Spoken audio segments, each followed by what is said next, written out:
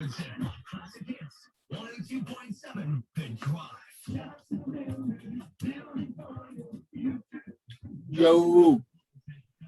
Welcome home. man, Martin's representing. Bam. Working the computer lab today. RCC, baby. Yeah, nice and quiet in there, I imagine. Yeah, super quiet. Makes it easy to study, though, so can't complain. No, no. It's a good thing. Yeah. Welcome aboard, all.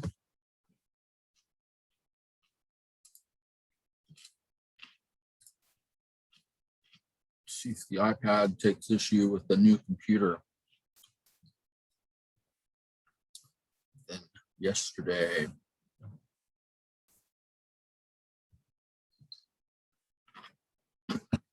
No problem, it says.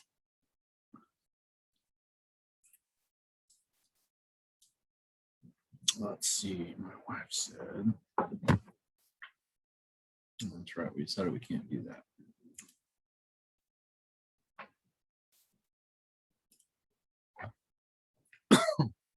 Okay.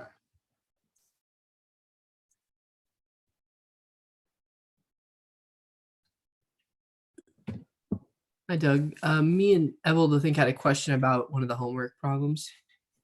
Sure.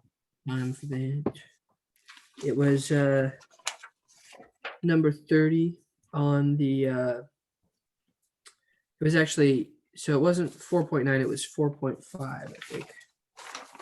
Yeah.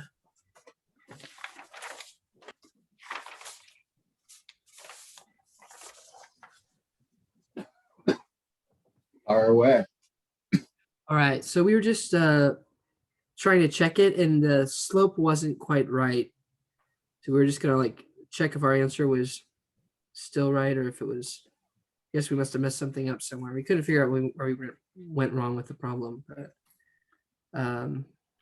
Sure, you checking your final answer? Is that what you're checking?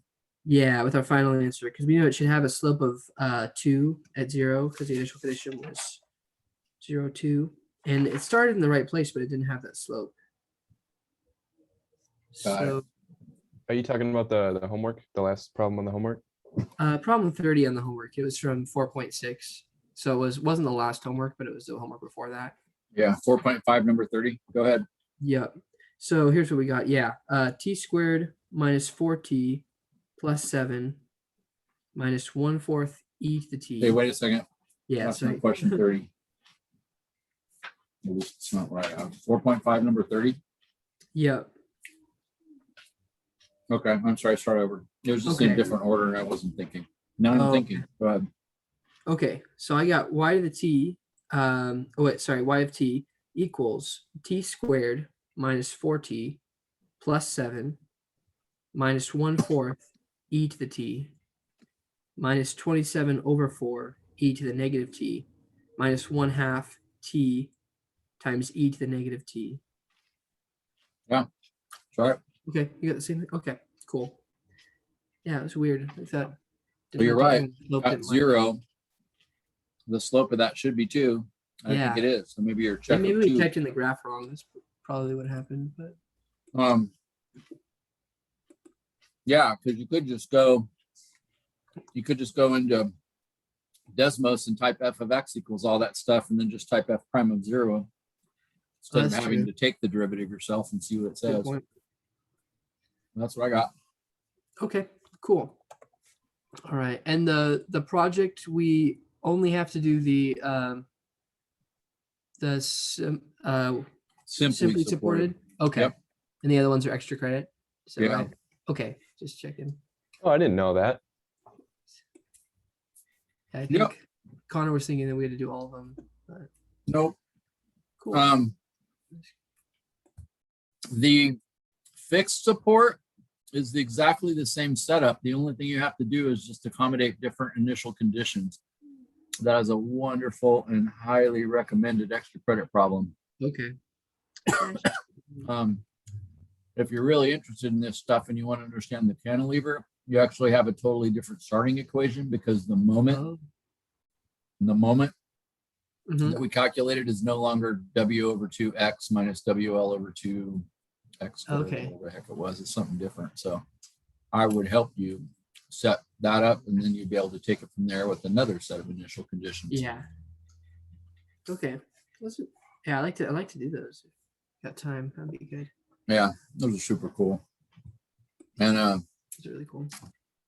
another thing about that, as a side note, that's awful cool as well, is the original differential equation. We solved it, and what I would say is the easy way, which is by just saying, hey, this thing is separable, and I can just take the integral of both sides, since it was dy dx. No, yes, dy dx, and the other side just had x's. It was really easy just to separate it, and then but it's also kind of cool to solve that as a linear. Let's see, is that right? As a linear. I better look. Screw this up.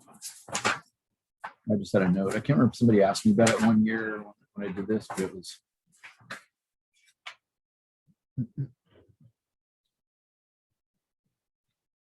Yeah, if you kind of take the auxiliary equation approach, and you say, hey, that's EI R squared. And because there's no Y prime or Y, we didn't have to do this, but if you think of that as the auxiliary equation is EI R squared equals 0, and then you say, oh, that's a double root. And, you kind of look at the cheat sheet for guesses, if you will. Since the other side of the equation is an x squared, then you say, oh, I have to have a polynomial over there that is x squared, plus I also have to have the homogeneous answer and so forth. It's kind of cool that you can produce the exact same answer using kind of a totally different technique, but I would, of course, recommend that one less. But okay, please do what Ben just did every day, my friends, and start class by asking a question like that. If you ask enough questions that it takes a half an hour or something, I might say, okay, well, I'll have to pick this up later, but always feel free to do that. Let's see. My screen unshared itself. We're looking today at what your book would call forced, not free mechanical vibrations, but forced mechanical vibrations. Speaking of forcing, I'm going to have to force my iPad a little harder to connect. Thanks again for your patience. Flew home today without incident. My wife and I were on different seats kind of coming home because I scheduled these two flights at, I booked them at different times. And so we got off the plane and I saw my wife again. She's like, how was your flight? And I said, it was about like yours. She laughed. Nice. Being a guy, my answer was, my flight was just it's about like yours. Oh, so forced mechanical vibration. So yesterday it was free because there were no external forces, and now we're going to let the wind blow or something of that nature. So I don't know. Let's just jump right into it. What if I gave you, because in reality there's, I don't know, nothing new here. What if I just gave you this as a equation?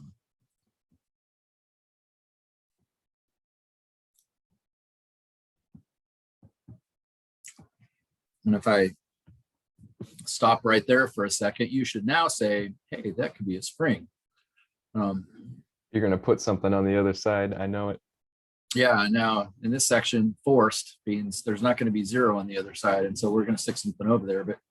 But you would say, hey, this could be anything that sort of acts like a spring. it doesn't have to just be a spring. And that's kind of what tomorrow's project is about. I'm still kind of thinking about this because without us having quite the same ability to get together, it's going to be harder to do this. But, I'm just thinking of like there's like a branch outside your house. And so you tip it over to the side, then it goes, kind of wobbles to a stop. I'm just wondering, can we model all kinds of stuff with this? If we did, what measurements would we take? I mean, the project is kind of around that. Could we actually do this? But anyway, for now, from yesterday, this would be something that's like, yeah, there's a spring and its mass is 20 kilograms and it's 8 was its damping coefficient. So this has some resistance. And we said, interestingly, that could just be wind resistance, but it could also be the spring is in a liquid or something like that. So the damping coefficient is 8. And then the spring coefficient is 245. That's a big number. So this kind of feels like a really big spring. Again, I'm wondering, could this be a high-rise building and so forth? And would it even make sense to weigh the high-rise building? And, what would it mean if the thing is flying back and forth in the wind? There'd be a lot of wind resistance on that. So it would definitely be damped. It'd be over damped. It would come to a stop. Yesterday, we said if it waved back and forth at all, then it was under damped. It didn't just get pushed to the side and then go back to the center and stop. That was over damped. Under damped was you pushed it to the side and it went past equilibrium and then kept going past equilibrium until it stopped. And then, what would you do for a spring coefficient, like for a building? Like how do you even calculate that? That's part of what I'm thinking through for tomorrow's project. But anyway, what if we don't just have nothing on the other side, but what if there is some kind of an external force that's pushing on this? Like, say, 10 cosine of 4t. Now, I would ask the question of you, and notice in this particular problem, because it's not equal to 0, notice you now know the independent variable is time. But I'd ask you to think for just a second, what kind of how could this model anything? Like, why would there be an external force that would behave like a cosine wave? Can you dream anything up that would behave that way? Even if you couldn't dream something up, what would this look like? Maybe another spring working on it or something. Why do you say that? That's a pretty good thought. Because cosines can model springs like our if it's the undamped case, which I guess it's not a realistic model, but kind of a spring-like behavior. So I don't know, something involving that. Yeah, that's good thinking. Notice because the amplitude of that cosine is a 10. Notice, and you should know the 4 is messing with the period. So let's just think about this a little bit. Normally, cosine would look like this, right? And it would vacillate, oscillate, undulate from +1 to -1. And then it would repeat itself there at 2 pi. But that is just if it was cosine of t.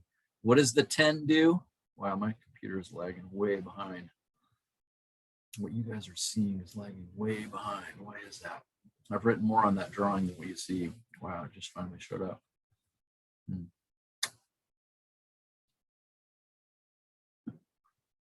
But what does the 10 do?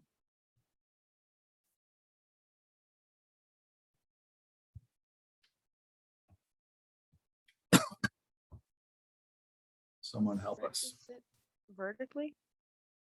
Say it again. Stretches it vertically? It is going to hit way up here. So you're right. It kind of stretches it. It's actually going to hit up at 10. And then when it comes down, it's going to hit at -10. So it's kind of like, and again, I've drawn that, but you can't see it yet for some reason. It's kind of like it's pushing 10 times harder. It's like before something was pushing on it with, say, 1 pound of force, and now it's like 10 pounds of force. But notice what's interesting is it's like first it pushed with 10 pounds of force, but then later on it actually pulled because it was negative. So that's kind of interesting. And then normally, if you will, a push of one, like a push of one happened at sort of time 0. And then a push of one happened again, 6.28, like 6 seconds later. If the time was in seconds, it was like there was a push of 1 pound. And then, 6 seconds later, a push of another pound. So that's interesting. But this is going to be a push of 10 pounds. And then, of course, you may remember that the 4 affects the period, and the period is 2 pi divided by whatever that number in front of the t is. So what is that? 6 divided by 4, that's like 1.5. And so instead of waiting 6 seconds to push, this is actually going to push way sooner, like 1.5 seconds. And so it's going to be like a push of 10 and a push of 10 and a push of 10. And then, pulls of 10 and smaller pushes in between the whole time. And so this is a very interesting force that's kind of being applied to this. And like Ben said, it could be a spring, like a spring would do that, because it isn't just a push of 10 pounds every 1.5 seconds, because then it's a push of 9 pounds and then a push of 8 pounds and then 7 and then finally 0. And then it starts to come back and be a pull. And so it's happening all the time. And so, yeah, maybe this is a spring attached to something. And of course, maybe you could imagine that happening. Attach one spring to another spring and so forth. But anyway, that's just all kind of for fun to sort of think through. What would that be? The reality is just we're not surprised to see something on the other side, because that's what being forced instead of free means. Okay, let's see. So now I just want to give you some time to solve this, but don't forget, let's just agree out loud together about this. Don't forget, how big is the answer to this question? What do I do to solve this? This is just a plain old second order differential equation. We've done this before. But what do I need to be thinking, especially in light of the fact that we're taking a test on Monday and we got to be able to just solve things like this, even if they don't have an application?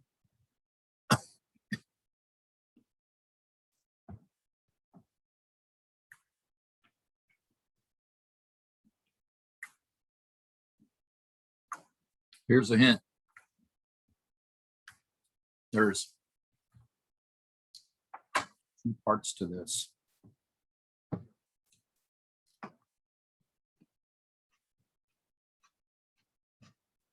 Wow. Why would there be 2 parts? What do I mean by that?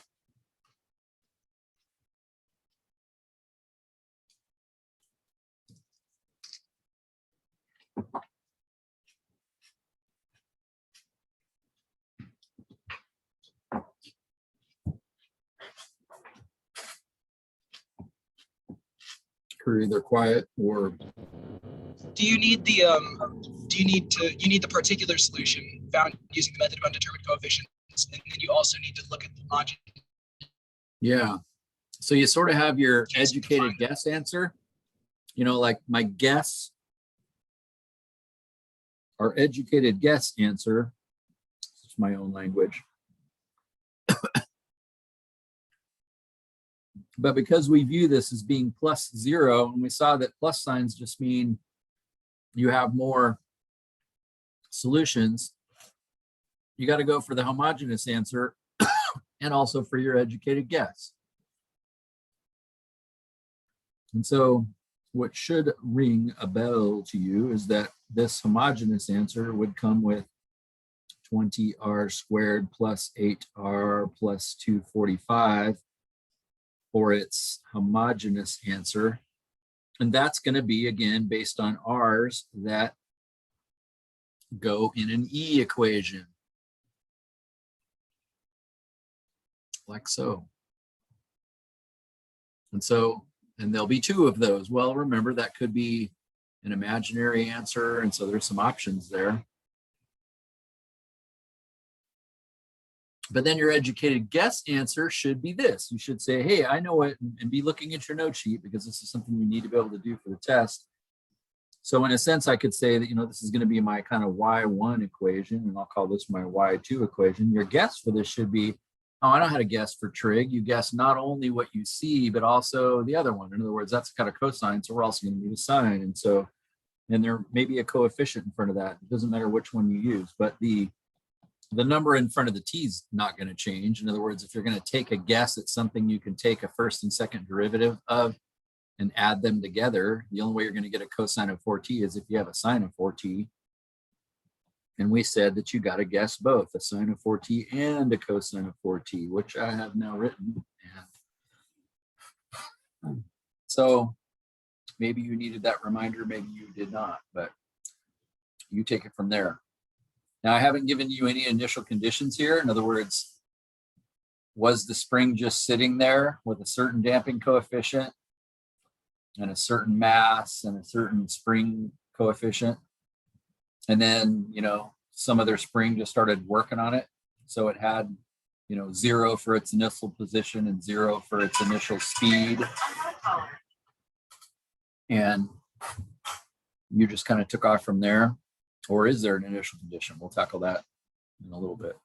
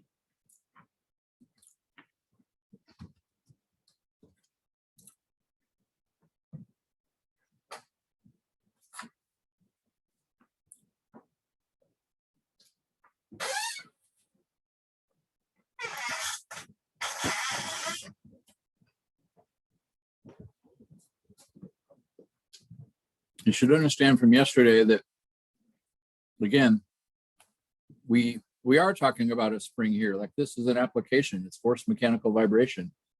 The 20 is 20 kilograms. The 8 is the damping coefficient. The 245 is the spring constant. So this is yesterday. And based on your answer to R, you should be able to say, oh yeah, this is underdamped.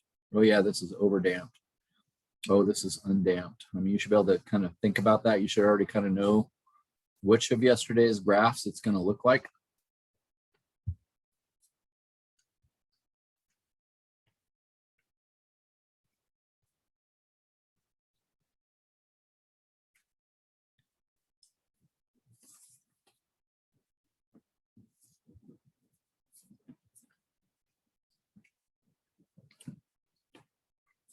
Could be lots of time here, more time than usual.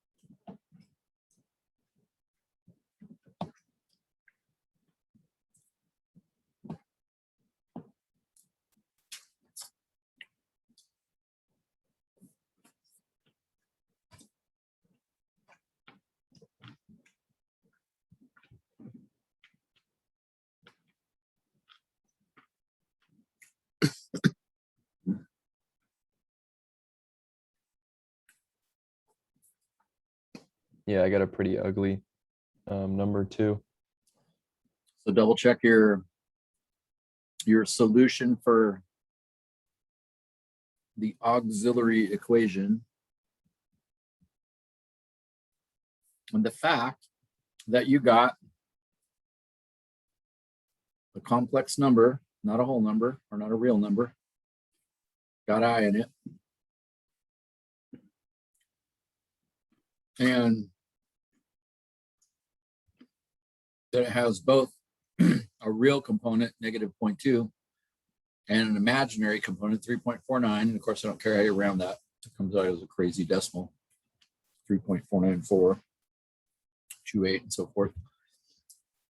You should be able to state which case this is. Not from memory, necessarily.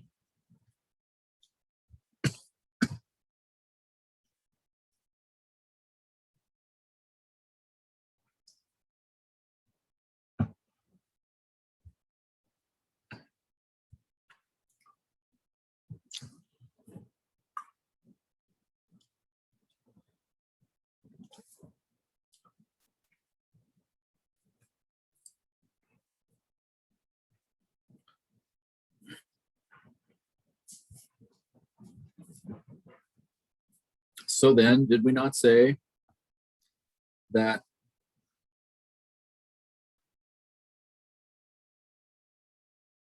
since this 0.2 is the alpha, and that was what went with E, and this 3.49 was the theta, which went with trig, that you'd have one component with sine in it and a repeat with cosine. And of course, I chose to put C1 in front of sine and C2 in front of cosine, and you might have done that backwards, but we'll still get the same answer later on. And also, I never really had any reason to point this out before, but since both terms have an e to the -0.2t, you'd be more than welcome to factor that out in front. So you didn't have to either write it as many times, or maybe that makes the derivative taking easier, or whatever. You could take it out if you wanted to. So somebody enlighten us. Is this the undamped, underdamped, overdamped, or critically damped case? Is it underdamped? It is underdamped.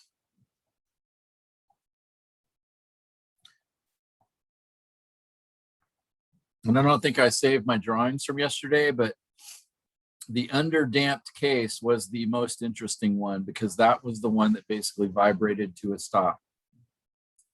Again, just to make sure you have this in your mind, if this is equilibrium right here, and you push it to the side with a windstorm or with your own muscle, and all it does is just go back to center again and not go past equilibrium, that's overdamped. But if you push it to the side and it swings back, but the energy it contains blows it on past its equilibrium point, and then the spring takes over and pulls it back, and then again it blows it past the equilibrium point, and it just keeps wobbling back and forth to a stop, that's underdamped. And that's actually the most common one. And you may remember from yesterday, just to kind of throw a few things in here, if it was non-damped, then this came out as a 0. There wasn't a real component to the imaginary answer, so that was a 0. And that happened when, well, that 8 up there was a 0. 8 was the damping coefficient in this problem. So because that wasn't a 0, in a sense, before this even started, we could have said, I know this is not undamped. That as soon as I knew it wasn't undamped, and then it popped out as an imaginary answer, then that means it's going to be effectively the coolest example. And again, it's just so amazing that our little trick actually got rid of I. Like I is a part of this answer, and yet we did not have to go write this thing as, I'm going to erase this, but we didn't have to go back over here and say, okay, the answer is y equals e to the -0.2 plus 3.49i, all multiplied by t. that's a true statement, but do you understand that's not graphable. It's like not a real number. If you try to graph that, it's just going to say error. And so we were able to replace that with sines and cosines because we saw that e to the junk was, and I do want to just quickly see if this can go in your head a little bit more. We said that e to the junk can be expanded to look like this in Math 253. And then it just turned out amazingly cool that you may see it right here, but these two components look just like that. In other words, if I added sine and cosine together, I would have e to the x. And so we replaced e to the junk with sine of junk and cosine of junk.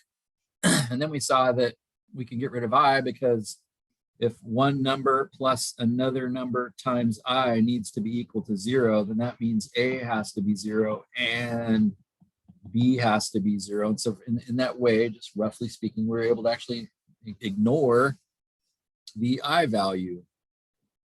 So again, sometimes you can't understand that stuff till you kind of look back at it. It's like, you see what we're saying here? We're saying we're not going to write it the way we used to write it. We're not going to write it like that anymore because the answer didn't come out as a real answer. And so we wrote it using sines and cosines. And so it actually has a real answer. And again, what's so cool about this is this is the typical case.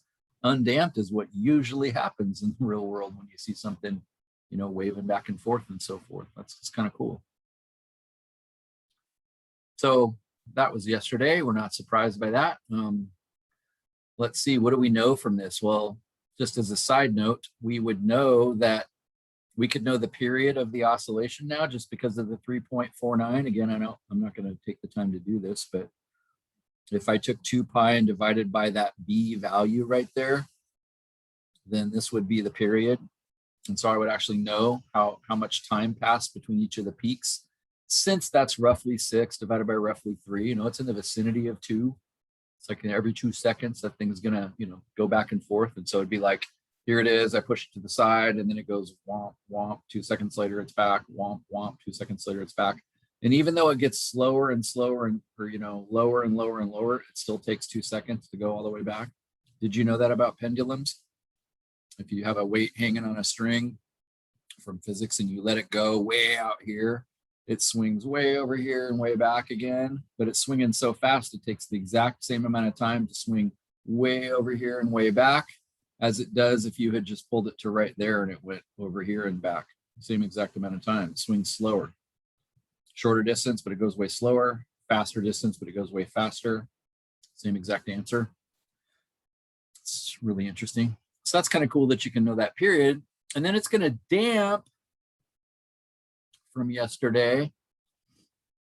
It's going to be damped down by an e to the negative 2t graph, just for the fun of it. Let's go over here really quick.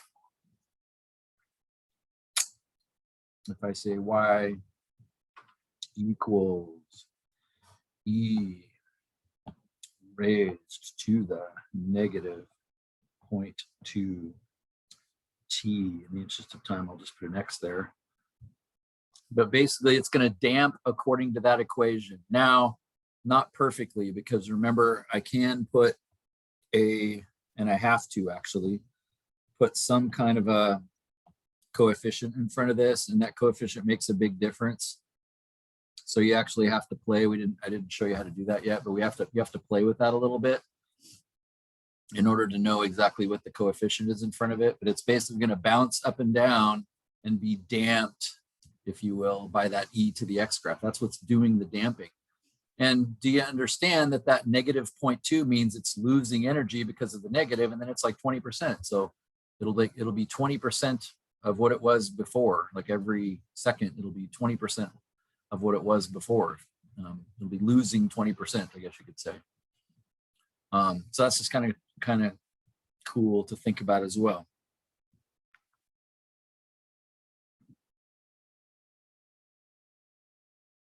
So that takes care of one chunk of the answer. We sort of have the homogeneous part of the answer. And so that's what this thing would do as a free as a free moving object. But see, now we're going to go in there and like blow wind on it or something. Does that make sense? Like the spring would want to be bouncing back and forth, but now we're going to act on it in some forced sort of a way. And now those are going to kind of work together. And so it's just kind of interesting. As I said before, what's interesting about this, and don't write this down if you are inclined to do so, but if I told you the initial position was 0 and the initial speed was 0, and all we had was this homogeneous case, what would happen? What would the spring do?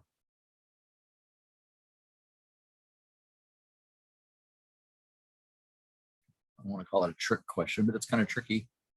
If that was the initial condition and it was not forced, like I get rid of the 10 cosine of 4t, what would your spring do?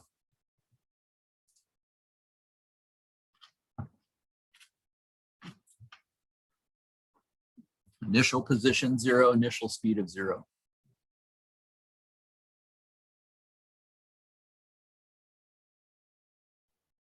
It wouldn't do anything, would it? That's exactly right. Yeah, I like how you weren't sure, but you were brave enough to like throw something out there. Good for you. Yeah, it wouldn't do anything. This is like a kid sitting on a swing and he's at the default position. He's at the equilibrium position, sitting at the bottom of the swing. That's where he starts, and you don't even give him a push. So he just stays there, does nothing. But what happens then if you turn the fan on, so to speak? Well, does it make sense that's going to start him moving? So that's kind of interesting, isn't it? So even though the kid wouldn't move at all if there were no external forces, then because now you're going to apply some kind of an external force, that's actually going to kind of get him going. Isn't it interesting to think about? Again, I'm not about procedural understanding or about conceptual understanding. I want you to be able to model things, be able to think about this. So our ultimate general solution has got 2 parts. We got our homogeneous answer done, which is what it would be doing just based on the power of the spring, the 245 spring coefficient that's on there and the mass that was hanging on it and so forth. But now let's go get the second one. And so now for this, unfortunately, we got to take a guess, and this is a bunch of work, right? Remember this from whatever that was, 4.5. Have you been half listening and working on that? I want to give you some more time in case you stopped working. But I'm going to write a couple of things just to make sure you kind of get moving. In order to plug it back in, I'm going to need a first and a second derivative of this in order to determine the coefficients. I don't know what A and B need to be, but I can determine them if I plug that answer back into the original problem. But the original problem had both a derivative and a second derivative.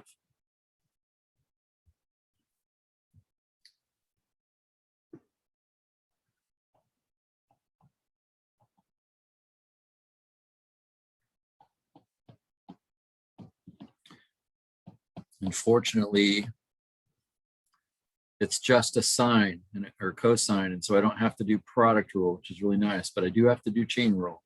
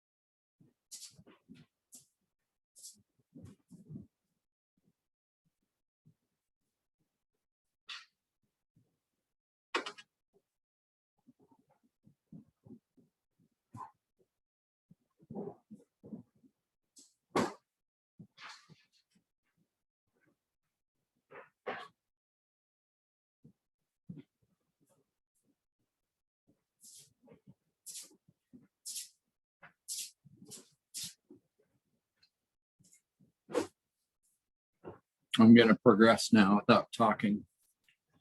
Just since in a sense, you're supposed to already know how to do this.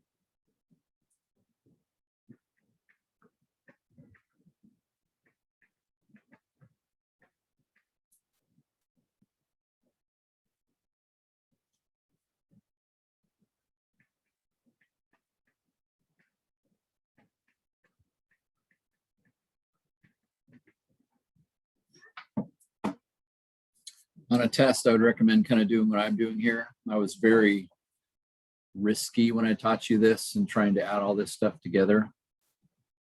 But here I'm going a little slower and making sure to write everything down.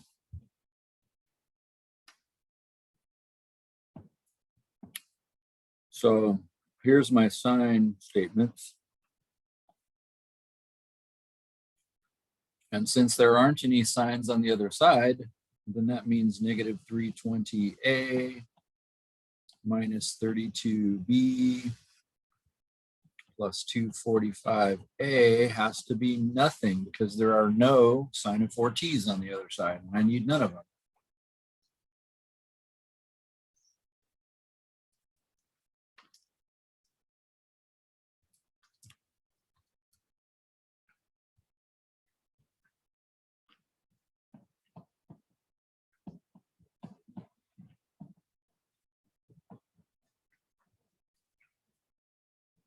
So if I put the two A's together, I get that. If I look at the cosines, I get negative 320B plus 32A plus 245B.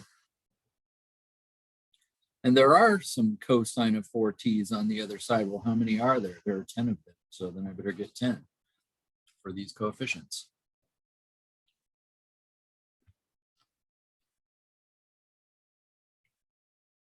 And if I haven't blown it, I get negative 75B plus 32A.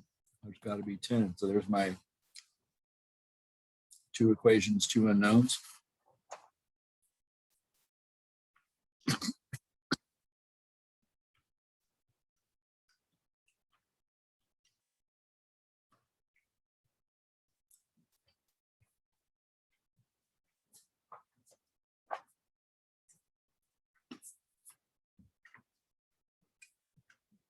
If you decided to use the matrix function of your calculator, here's a dumb mistake you could make.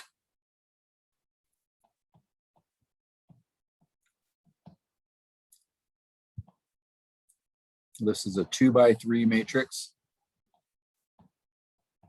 2 rows, 3 columns. What mistake is that person making? Those of you that have taken Math 261 or you're good at this.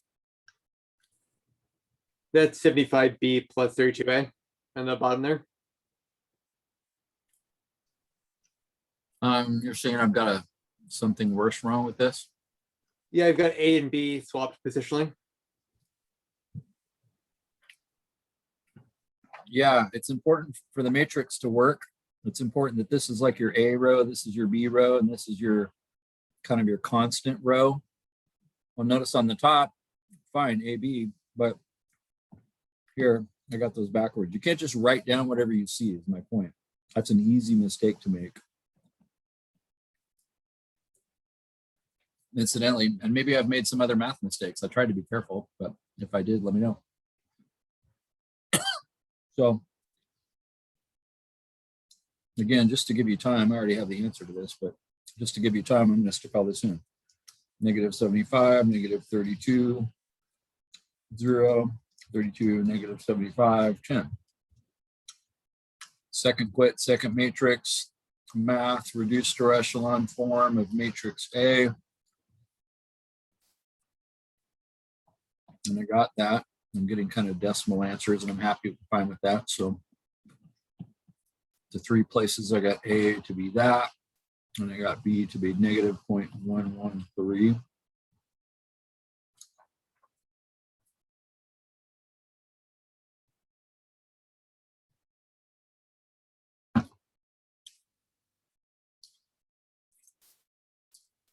So going back to my original Y2 equation up there, which I'm highlighting right now.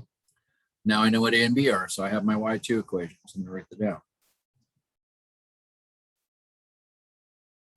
So Y2 is equal to 0.048 sine of 4t minus 0.113 cosine of 4t.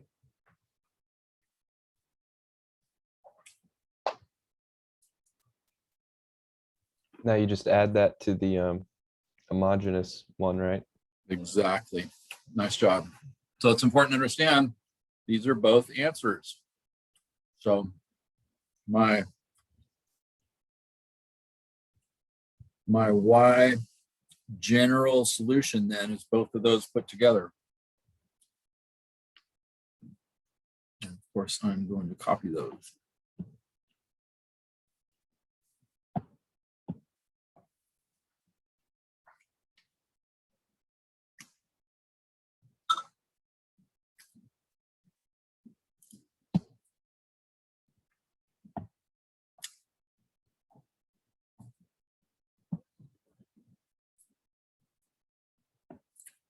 So now what?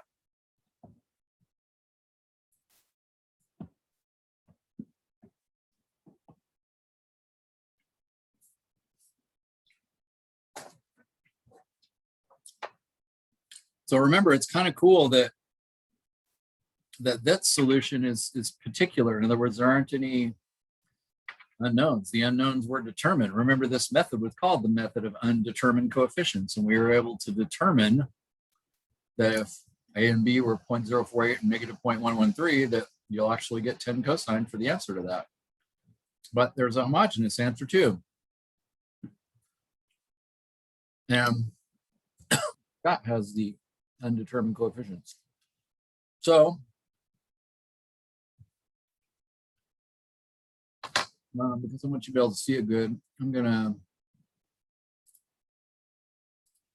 go to my other screen and I'm gonna type this in Desmos, even with the C1s and C2s in it. I'm gonna leave those in it.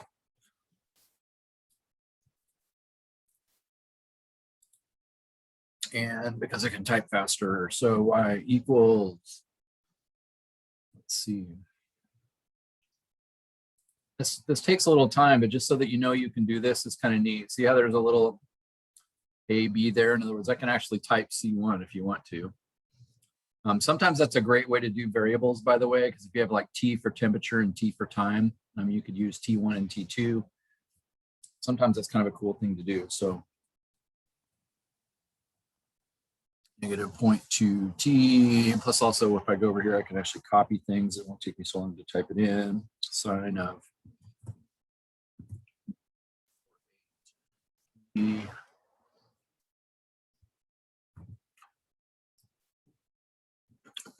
I can't do this with the regular one, but now I can grab all of that and say copy and paste. Change this to cosine. And change that to a 2. And it also looks like I hit EC instead of E. So fix that.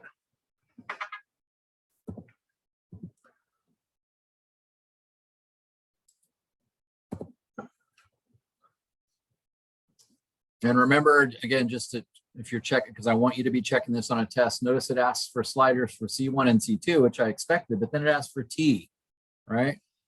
Well, T is the unknown, and it kind of doesn't like that. So you either need to use X instead of T, or I like better just to go back here and say, oh, by the way, this is Y of T. And then it's like, oh, okay, T is your variable. I got you now. So notice this is just part of it. I'm not finished yet, but notice this is damping. Let's just see what those coefficients do. You may notice over here that the graph seems to be pinned at 1. No matter what I do with C1, it just seems to want to go through the 0.01. Wonder why that would be. Then when I change C2, then that changes. And so notice no matter what, it still kind of has the same sort of basic shape though.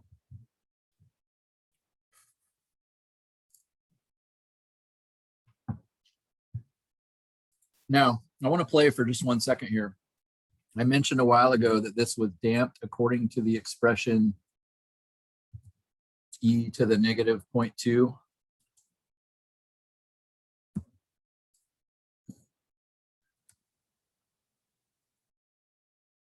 Except with some constant in front of it. Maybe I'll just make it an X. I don't have to type that. You agree that the constant appears to be right around 3.3?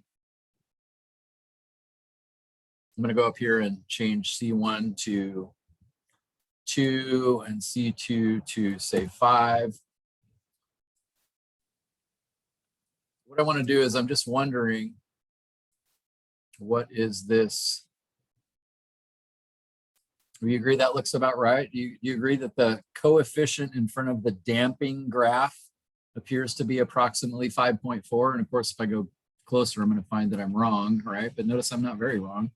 So it's a little off, right? So it's actually not 5.4. Maybe it's, let's see. You tell me, should it be 5.41 or 5.39? Do you know? I think 3.9. Let's go with your guess first and see if it's right. Is that Raymond or David? That was me, Raymond. Raymond. So 3.39. Notice 3/8 a little too much, and so 3.9. Let's see, 3.93 is too much, so it'll be 3.88. Ooh, that looks good.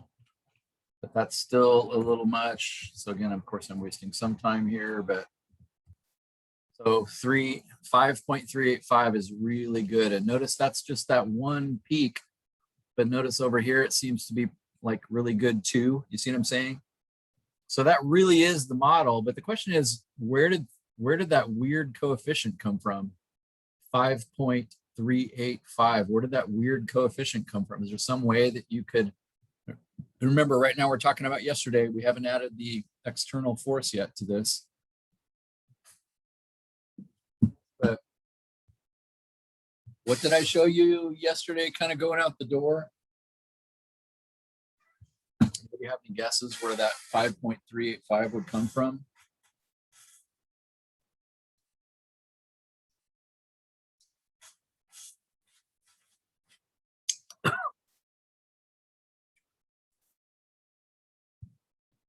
That wasn't the spring constant, right? The K? I'll show you.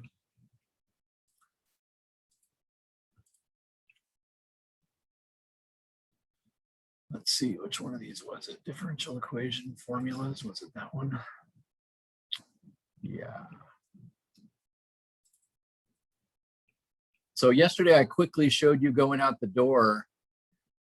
and as I said, I couldn't remember if this came into play, but we just made an equation that had sines and cosines in it, right? And what I showed you is that you could actually rewrite, and I think maybe I will show you this right now. You can actually rewrite that exact same graph just with sine. Notice the alpha is still negative 0.2 and the theta is still 3.49 or 3.48 or whatever it was. But notice there's something else in here. Well, there's this a, that coefficient in front. Where did that come from? It's the square root of the two coefficients added together. In other words, it's the Pythagorean theorem of those two coefficients. So if you come over here, notice the random coefficients I chose were 2 and 5. If you Pythagorean theorem, do that on your calculator. Pythagorean theorem, 2 and 5. What do you get?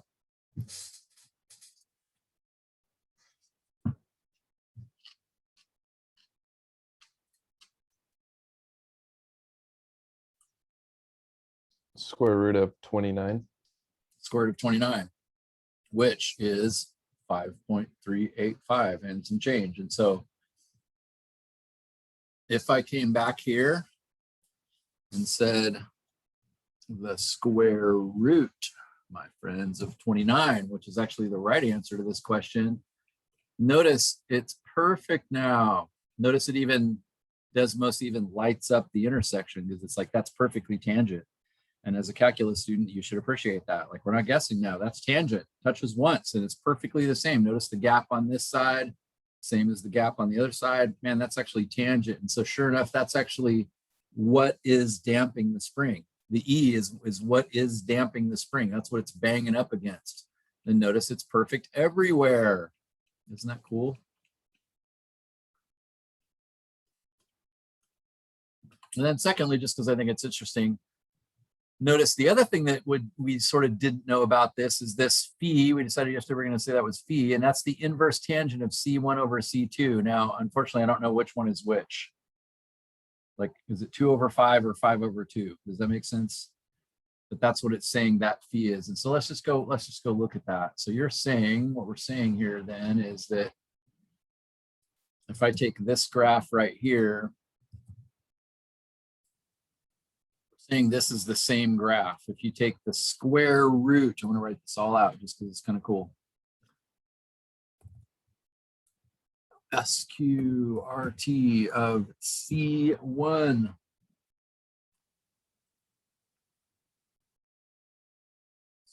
squared. And I'm going to copy that.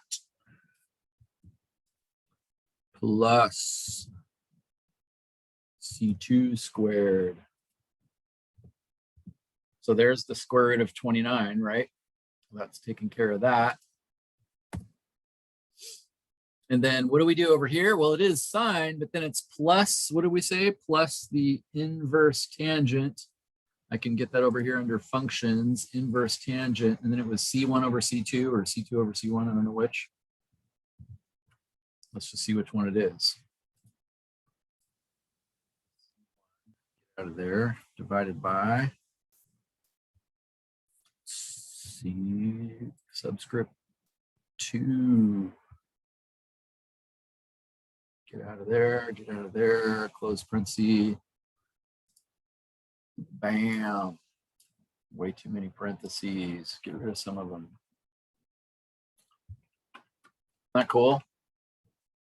So, bam. Oh, not the same graph. Good, I guess we got to fix something. So I thought it worked, but notice it didn't because that was the right graph. And if I change the color, call this black since black is bad. Black is bad. It isn't quite right. What did I do wrong? Well, maybe I got the C1 and C2 upside down. You think that's it? Or did I type something wrong? I don't see anything wrong. So maybe this is, maybe I have it backwards. In my case, C1 and C2 are backwards. Ah, there we go. That was it.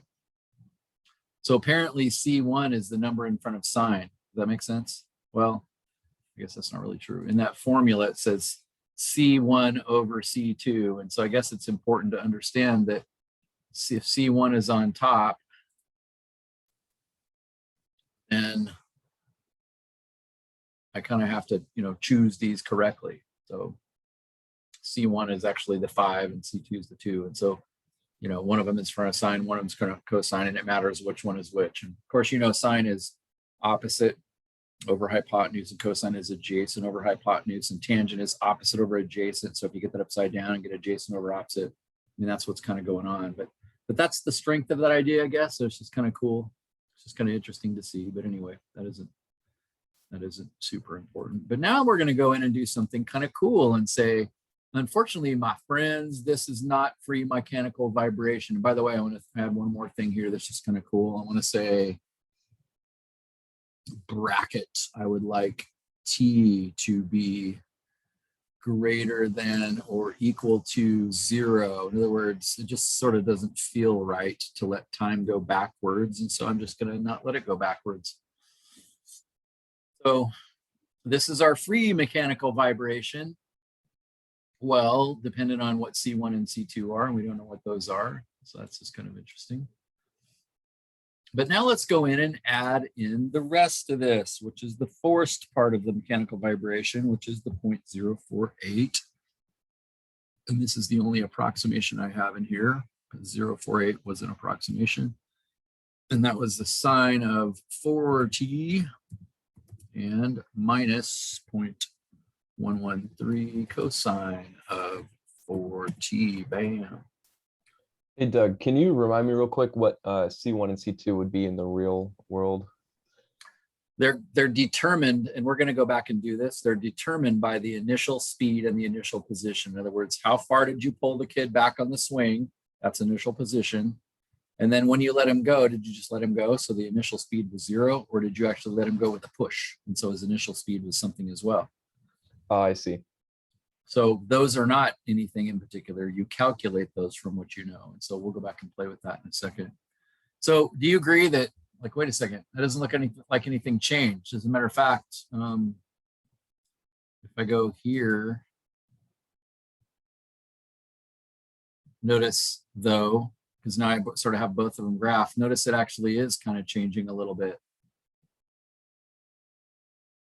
If you think about it, doesn't this kind of make sense? It's kind of like, you know, the spring, if you will, was doing most of the work initially. But then when you add in this external force, it's like starts to make a difference. And the further you go out here, notice they're like not even close anymore. But what else do you notice that's really kind of cool about this? Well, what are you maybe surprised to see here? What happens over time now? Notice we're out at 100 seconds. We're out at what's going on there?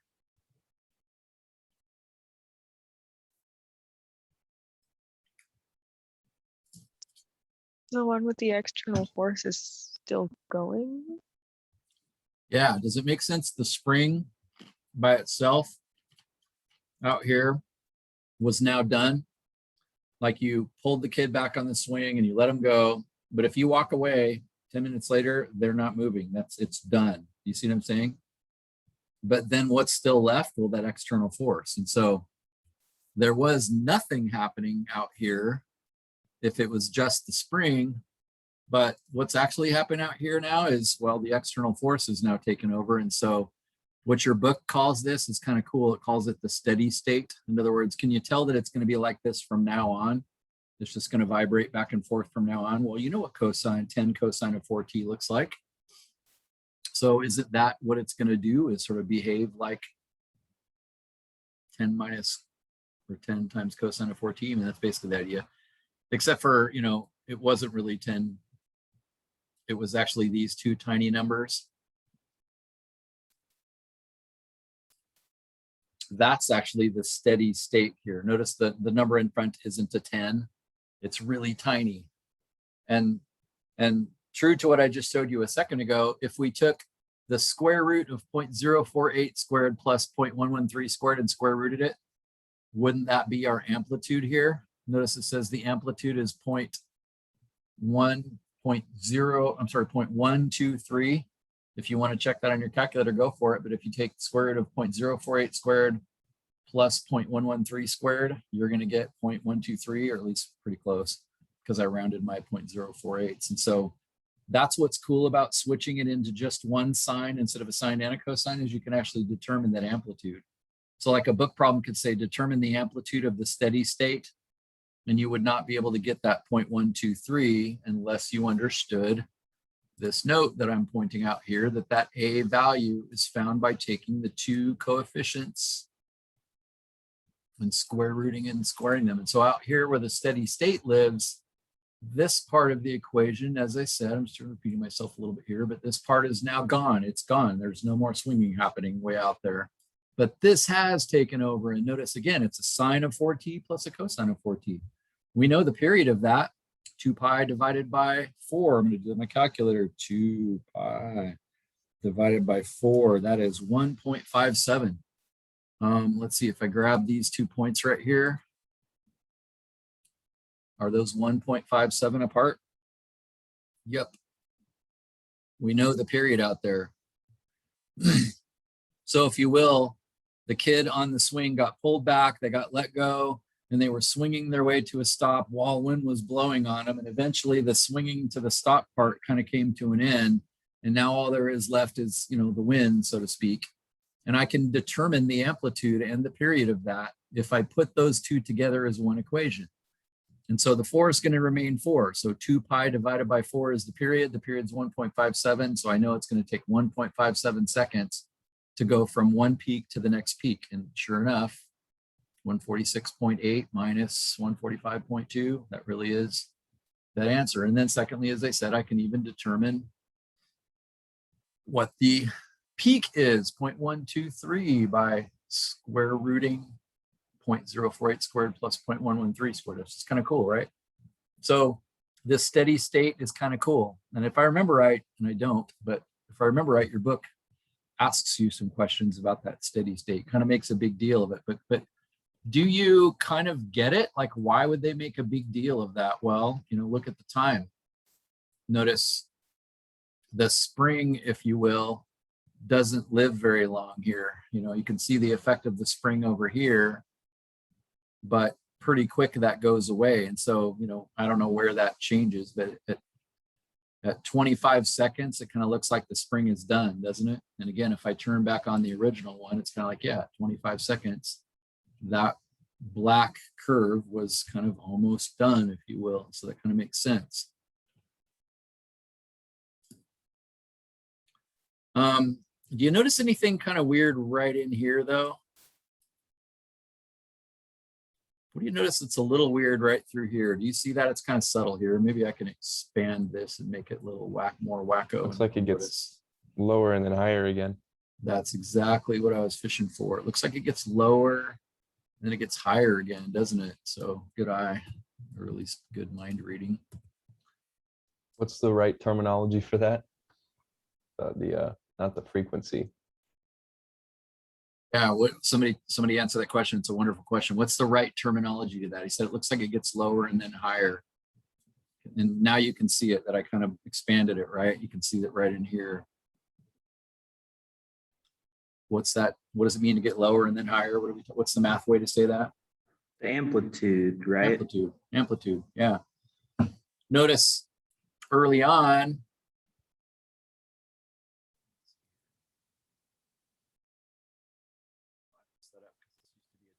I'm going to put it back to a 2 and a 5.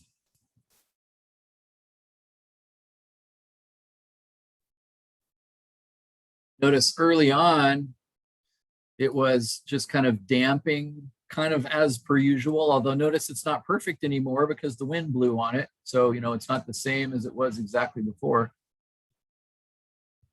But one of the things that's really fascinating about this is notice it was leveling out, and then right in here, it seemed like it was just rocketing down, and then it suddenly kind of leveled out. Isn't that weird? Kind of leveled out. And then it started dropping off again, and then it leveled out really low at its smallest amplitude, and then it was like it started picking up, and then finally it just kind of evened out.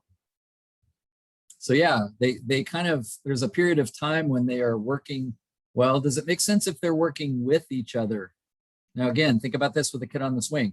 The kid's already swinging back and forth like this based on gravity because I let him go in a certain location, right? But then I come up as an external force and I push. Now, when they get in front of me and they start going away from me, does it make sense if I put my push right there?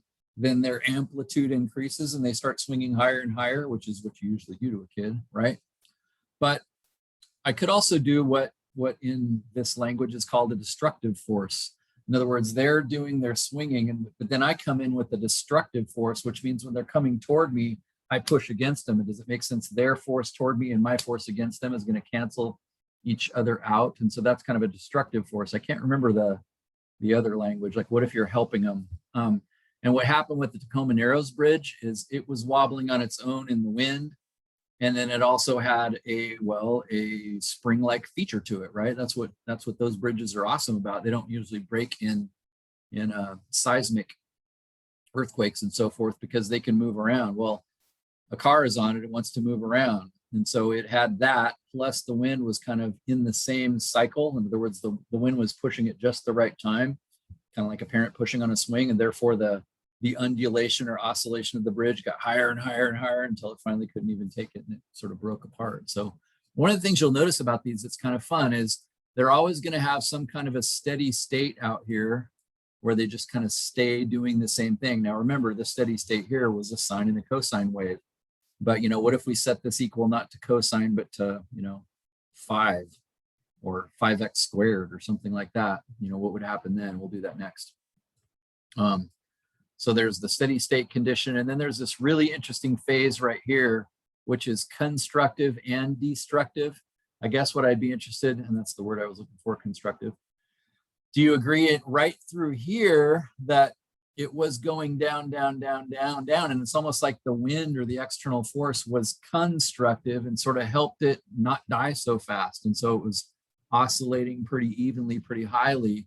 But then it became destructive and it kind of ramped way down, and it even went below like its steady state. And so it sort of, almost tried to die out in here, but then eventually it sort of picked back up. So, I find this phase right through here really fascinating. And I think you can see that that's a pretty interesting part of this from an engineering kind of a standpoint. A building is blowing back and forth. Maybe it's an earthquake that caused it to wave back and forth in the first place. And then secondly, now there's a wind blowing. And if you get the earthquake, which is causing it to go back and forth, timed with the wind, which pushes it the wrong time while the building's going this way, boom, a burst of wind helps it. That's going to be constructive. And then it's going to sort of wiggle back and forth more than it normally would. And that could be the end of the building. Or maybe it's the opposite. It was coming back this way and the wind blew and it just brought it to a stop and, kind of solved the problem. As I said the other day, that's what a tuned mass damper is in the top of a building, is a destructive force where the building is blowing back in this direction and they just take that big block and they go and push it that way, like a person pushing on a swing, and the building just comes to a stop and nobody notices. And so it's really fun just to kind of graph these and stare at them and think about them a little bit and kind of have a sense of, what we've calculated. I think in the interest of time, you probably would agree, maybe it doesn't make a whole lot of difference if I mess around with C1 and C2 and make you calculate them, but I would like to play with them a second and have you notice something interesting here. What do you notice now that's kind of fun? I'm just kind of playing around with this, but notice if we got this just right, notice it almost like came to a stop here. Does that make sense? And notice that lasted for like a second. It was like the building came to a complete stop. And again, what determines that? I'm just over here playing around with these, but what determines that? It's the correct initial position and the correct initial speed. And again, you got to look at that from an engineering standpoint. Is this lucky or unlucky for the building? That'd be lucky for the building because it's coming to a stop. But what if I did it in such a way that it created, if you will, some sort of violence to this situation? But it's just kind of fun to notice, what difference those make. How come that's happening?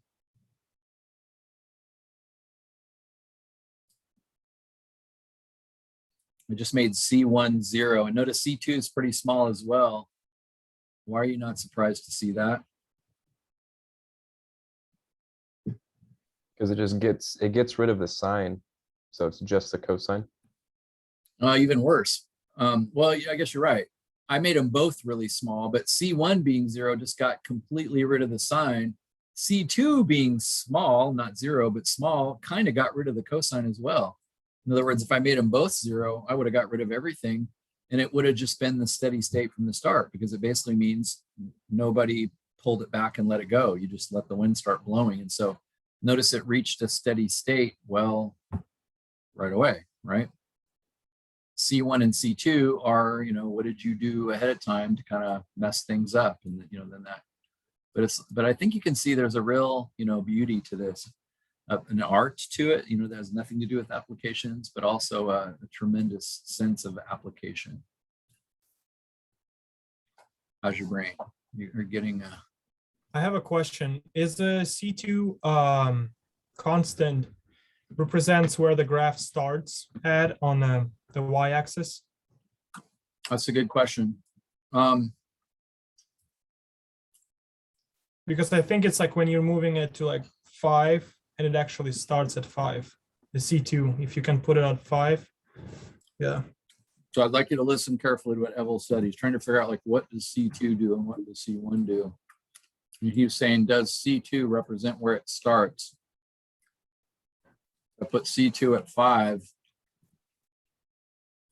So Maybe not. I don't know. I can tell. it's close to 5, but stop and let me make this other one way different, like 2 or something. Notice how that didn't start at 5, but it started really close to 5. From yesterday, I think I can say undo. From yesterday, if I got rid of this, it would have started at 5. Do you see that, Evel? Now think about why that is. Well, that's at time 0, right? What happens to the sine equation over here at time 0?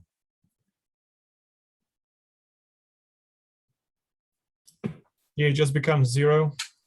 Exactly. The sine of 0 is 0. So therefore that C1 coefficient is not involved. But the cosine of 0 is 1 and e to the 0 is 1. And so C2 is the starting point. That's exactly right. So if this was yesterday's equation, I said, y of 0 is 12, then you would know C2 is 12. That's a shortcut. And then C1 is more complicated because it's based on the slope and so forth. So that's just kind of interesting.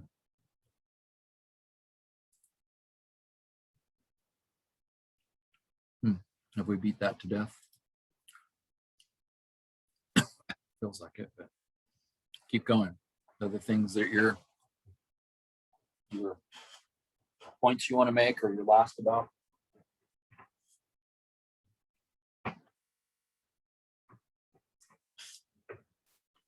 I just think it's interesting that someone decided to put E in, like E shows up there because of that solution. So that's interesting. Yeah, isn't it cool? And I think what's fascinating is that E showed up in the undamped case for the spring, not because we stuck it there, but because it showed up there. It's like mathematically it was sort of forced to be there. We didn't just say, well, let's try E. We didn't actually put it there. It invited itself to the party, if you will. Just kind of weird to think about.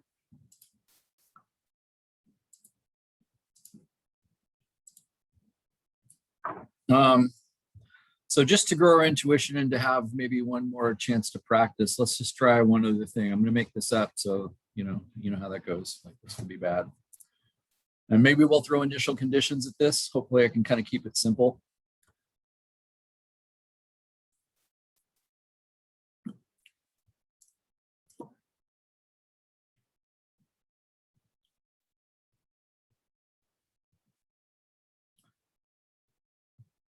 And actually, I'm gonna do this really randomly. And I'm also gonna try to make it work kind of fast.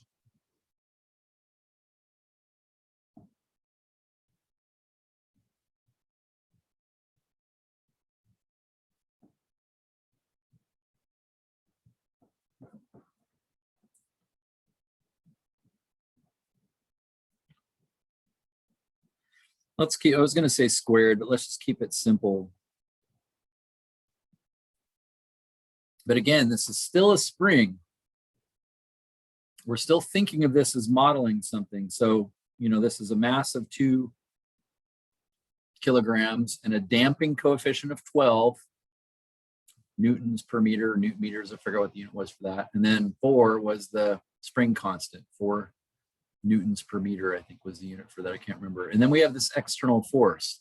Now, before you get into this, what does this external force represent? Let's think about it. What would cause that? Last time it was like this weird undulating force that was kind of hard to imagine. Think about this.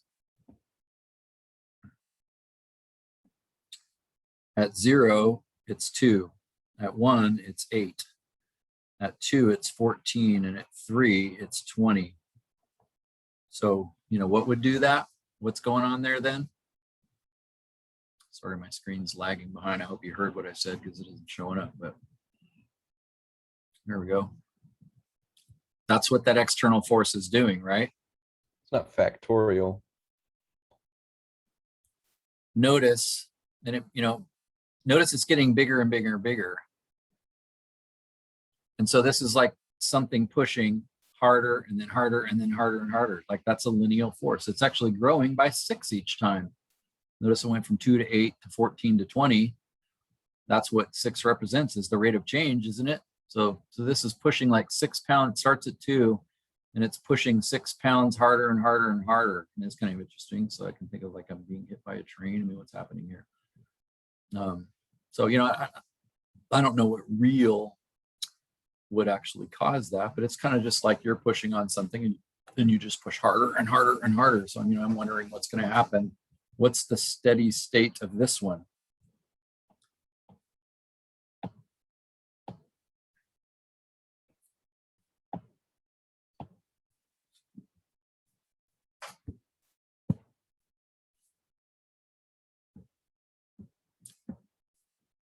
So I should see work like this.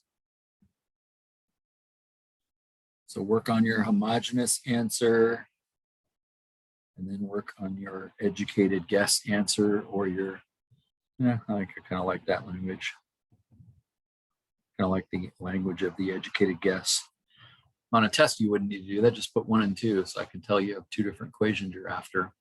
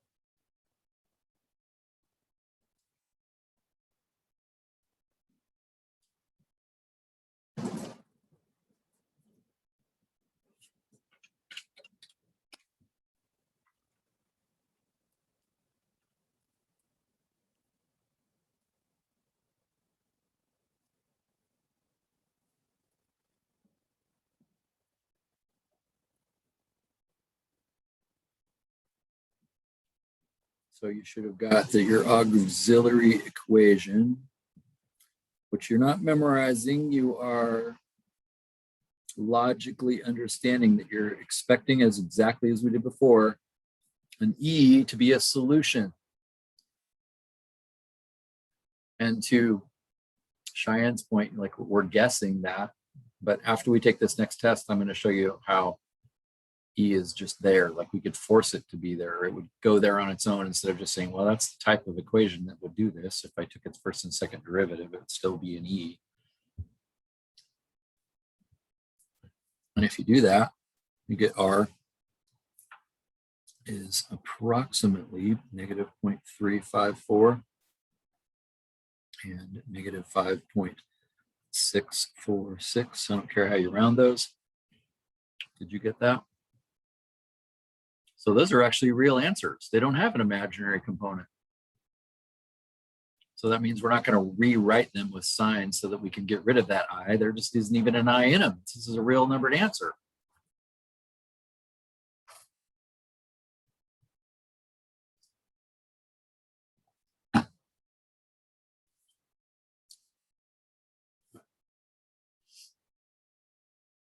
Can you say with me from yesterday that, oh, this is not underdamped, this is overdamped? It's not critically damped because there was something under the square root sign. Remember, critically damped is if you ended up with the square root of 0 in the quadratic formula. We didn't get that. So this is overdamped, meaning it's coming to a stop, but there's no undulation. It isn't strong enough to get past equilibrium. You pull it away from equilibrium and it just fades right back to equilibrium. Overdamped. So this is easy then. You say, here's my equation.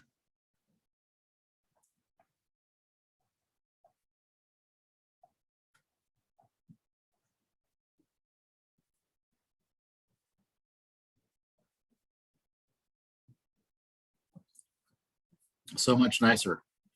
Again, it's actually not as cool because the undulation is the fun one, or the one that kind of happens in the real world.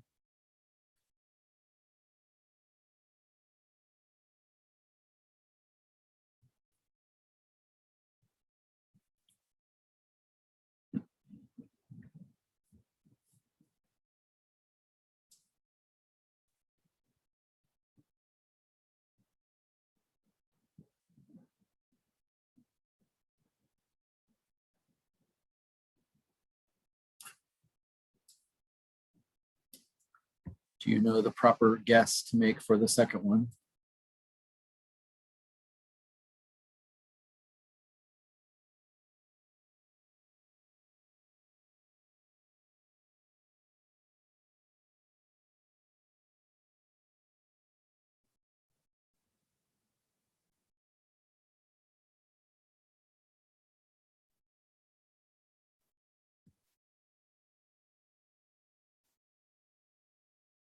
Is it the same? Y1 equals C1 e to the RT? Say that again. What do you think The constant times e to the RT. No.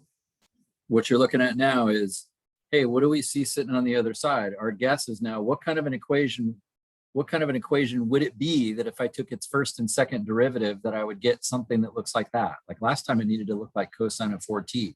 This time it needs to look like a polynomial. So from our cheat sheet, what type of a guess is this?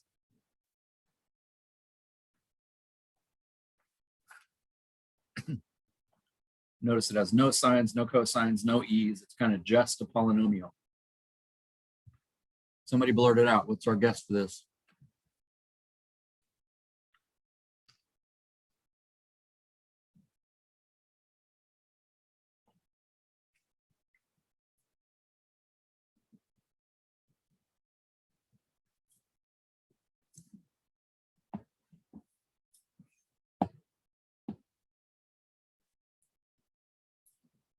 Notice it's kind of this, except for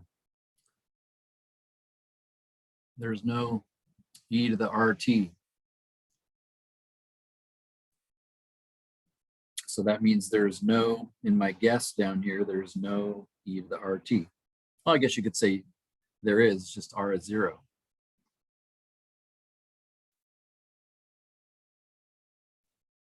You're looking at the one on number 6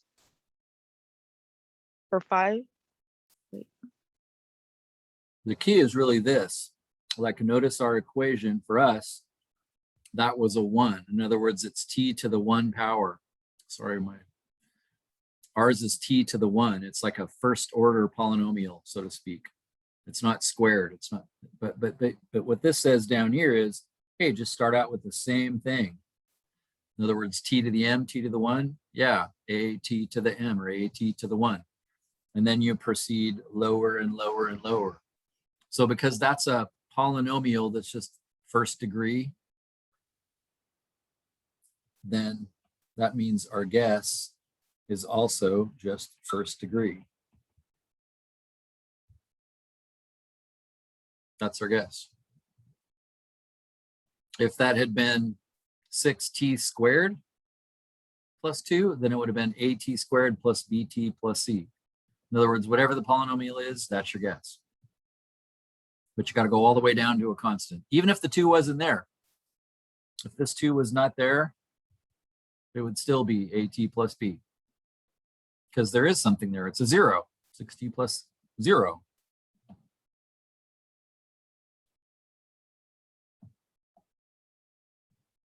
Now, when I say educated, I just mean this is going to work.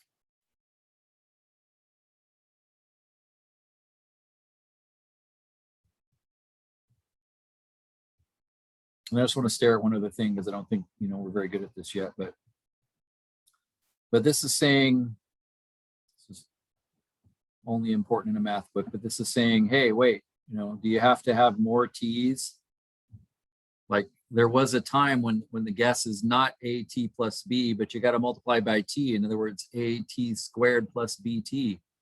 Do we need, notice it says t to the s, do we need s to be 1? So we are actually multiplying by more t's, and so it becomes at squared plus bt. Or is this the case? Which is what I just did. I said, oh yeah, that doesn't exist. When is it? When is it t to the 0 or 1? In other words, don't mess with it, it's fine. If r is not a root of the auxiliary equation. Well, what was my r?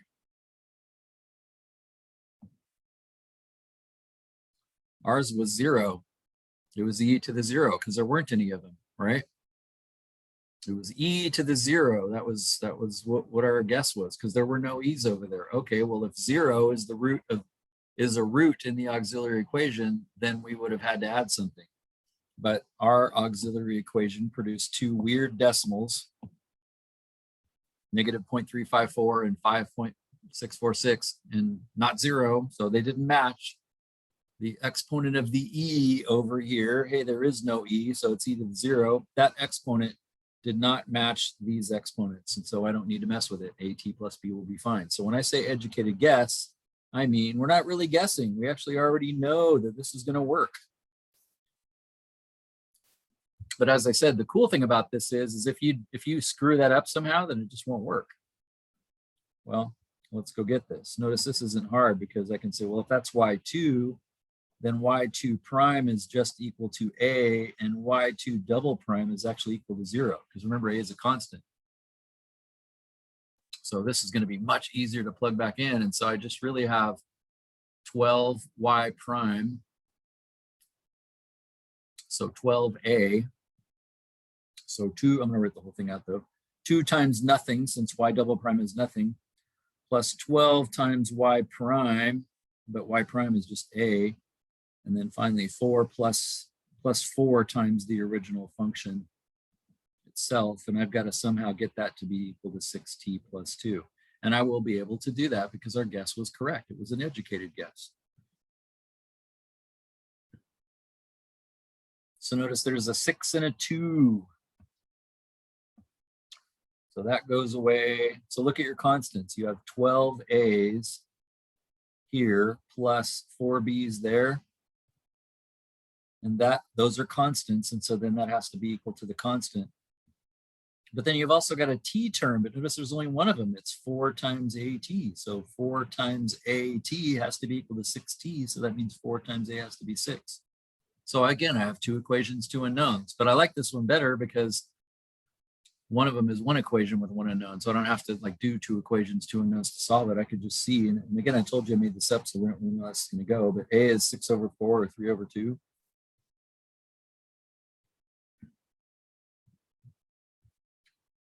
And then that would mean, let's see, 3 halves times 12 is 36 halves, which is 18. Subtract it to the other side. Ooh, I think we're going to get lucky. I get negative 16. I think I get b as negative 4.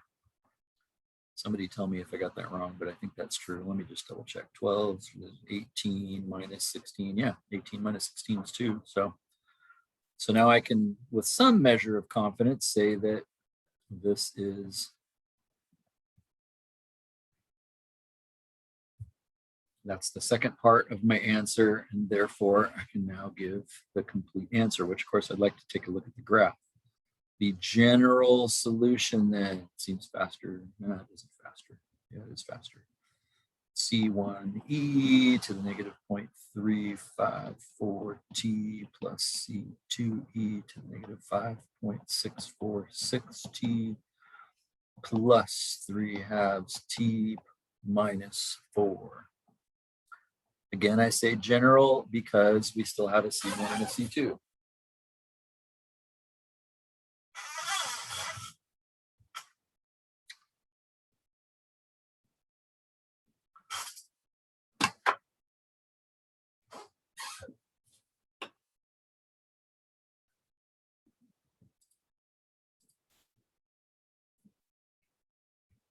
So stare at this really quick, just for the fun of it.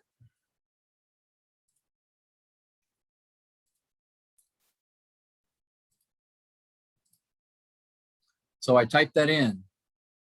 I typed the homogeneous answer in. So far, I typed the homogeneous answer in. And notice I just randomly picked C1 and C2. I did not, those are not initial conditions. I don't know what the initial conditions are, but I just randomly picked C1 and C2. And notice that's kind of a fun graph. Apparently in this case, it started at 0. I guess the initial condition would be y of 0 is -2. Do you notice that? Apparently that would be the initial condition I would give you if I wanted the graph to look like this. Would you also agree that the slope there is rather steep, or the speed? But anyway, what happened from there? It took off from -2. It went up to, looks like about positive 0.7, and then it turned around and it just damped. Do you see that? It over damped. It did not make it below the axis and start sine waving. And of course we knew that because there was no sines in it. That's what over damped means. So the question is, what's going to happen if I add a linear push to this? Remember, first 2 pounds, then 8, then 14, then 20. What's going to happen to this graph? You try to make a prediction. And our graph was plus 3/2 t minus 4.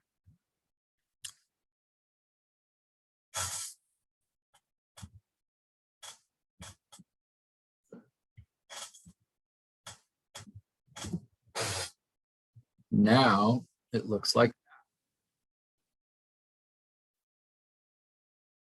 it isn't turning around. Like before, it went up here and then it went back to 0, right?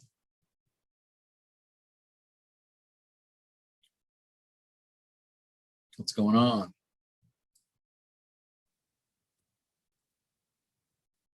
That's what it did before. Now remember what this y means is a distance. Think of this as a spring. It's a certain distance away, and it started out 2 meters away negatively, and then it went up to 0.7 meters, and then it went back to 0, and it was kind of done. And now this is saying, no, it's just getting bigger and bigger and bigger and bigger. Wow, why is that? I wouldn't have expected it to do that. Yeah, let me fix one thing. Let me go zoom square. Because I distorted the screen from previously. It seems about right, actually. Because if you think about it in terms of what the original graph is doing, it's very quickly turning into basically a y=0 graph. Right. So this original graph right here, as t goes to infinity, since these are both negative exponents, this thing is on its way to 0 really fast, which remember means a distance of 0. So it's done. It's done doing anything by the time we're out at 10 seconds. Now, again, because of Math 253, it's not ever really done, right? Even at 13, it hasn't made it to 0, but roughly speaking, at 10 seconds, it's back to zero, and whatever that initial conditions were, that initial speed, that initial distance, those are now done. But remember, when is this done? When is 3/2 t minus 4 done? Well, it just gets bigger and bigger and bigger, doesn't it? Like if you put 100 in for t, 3/2 times 100 is a pretty big number. Notice it effectively acts like that. It acts like the line y equals 3x minus 4. And so once you get way out there, they're indistinguishable. Just like a second ago, wasn't our graph indistinguishable from the steady state sine wave? And so notice 3/2 x minus 4 or 3/2 t minus 4 is the steady state of this. It's basically acting like that. It just kind of, goes a little crazy in the beginning. It didn't act like that in the beginning because it started at -2. But notice this wasn't making much of a difference. And so it already began to level out, I guess you could say. That's just kind of interesting. I wonder what happens if I kind of drag this around. That's kind of fun. Can you explain that behavior? How come the red graph is kind of no longer a line? I thought it was a line, and all of a sudden it's not a line when I drag C1 kind of way out there. Why is that?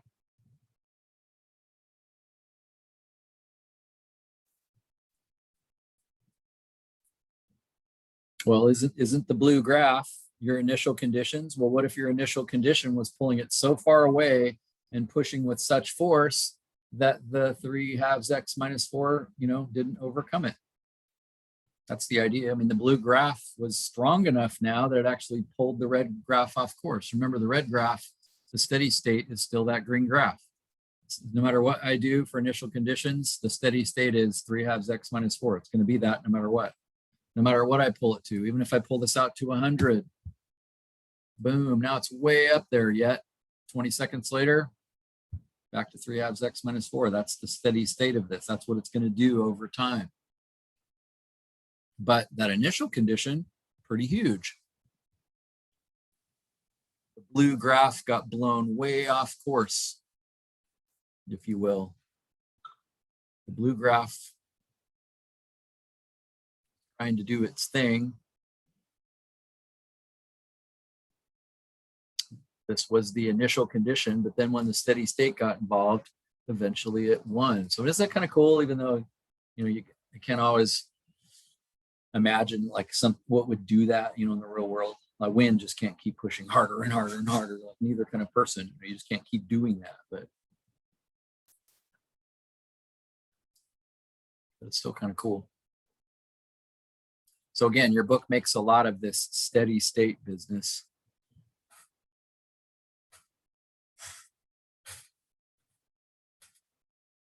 Now, I'm not going to ask you, complicated questions on the test about steady state and so forth. The main thing for today is just, in one sense, we didn't learn anything new. I just gave you a couple of equations that were non-homogeneous, right? I gave you a non-homogeneous second order differential equation to solve, but in light of the fact that the numbers in front of the homogeneous part of the equation, the auxiliary equation, in light of the fact that the numbers in front of that actually meant something, could be used to model something in the real world, all of a sudden it made the graph of this a little more interesting, didn't it?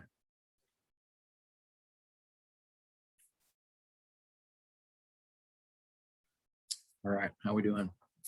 I think I want to just take 1 second and stare perhaps with you, but I see I only assigned 3 questions. And as I've told you before, my motivation for that is because I'd rather you do what I just did, which is play around with it a bunch, like conceptualize it, make sense of it, try to understand this deeply enough that you could imagine doing something with this. Well, ideally tomorrow's project, that you could actually do something with it. So see, question 4 and 4.10 says, determine the equation of motion for an undamped system at resonance governed by. Most of these questions are, I don't know if that's going to work. I don't think that's going to work. I can't get it close enough. But that's a pretty complicated expression, but it basically says d2y, in other words, y double prime plus y. In other words, there's no y prime term. You should have this up and be looking at it with me. You have access to it. I got it. except it equals 5 cosine of t. Well, that's kind of like the problem we did at the start of class. And so notice it says determine the equation of motion. That's what we've been doing today. We determined the equation of motion. But it says undamped, and then I look at the problem and go, oh yeah, it is undamped because it's 0 y prime. There was no y prime in it. So I find myself going, oh yeah, undamped, I see what you mean. And then it says at resonance governed by. That's kind of interesting. Well, that's effectively kind of the forced mechanical vibration. The 5 cosine of t is the resonance. In other words, it's governing how this thing is going to behave long term. I don't think that, with what we know, I don't think that's very clear, but it's just saying do what you did today. Except notice it gave you y of 0 is 0, which means the initial position was 0. So the kid on the swing was sitting at 0, that the parent didn't pull him back at all. But y prime of 0 was 1, which means they gave him a push. So they started at 0, but they gave him a push and then turned a fan on. The 5 cosine of t was like an external force. And so you are going to solve for C1 and C2, which I think you can do. So that seems like a good, straightforward question that you should be able to get right from today. That's a Question cool. 8. That's a cool question. It is a cool question. I totally agree. And I do, you can tell by the questions I assign, it's never like 2 through 20 even. I mean, I actually literally look at every single question and try to pick the ones that I think will teach you the most. There's 15 questions. So, some teachers will be like, oh, it's only 15, do them all. No, I'd rather you like do them slowly, graph them, totally understand them. 8, the response of an overdamped system. Overdamped. Oh, that was code for a big B value, right? Overdamped system to a constant force. Constant force is governed by equation 1. Equation 1. What the heck is equation 1? Looking back in the book, it's probably in this section. It's probably the spring equation. They're asking me to plug things in. I just want to make sure this, what I'm asking you to do is clear. Yeah, it's the spring equation, except for it's got a force on the other side. So it's the spring equation. So then they're telling me M is 2, B is 8, K is 6. Oh yeah, okay, I plugged that in. Okay, that makes sense. Interestingly though, and I alluded to this today, coincidentally, it says if the system starts from rest, y of 0 equals 0, and it starts from y prime of 0 is 0, which means the kid on the swing got no push and got no pull.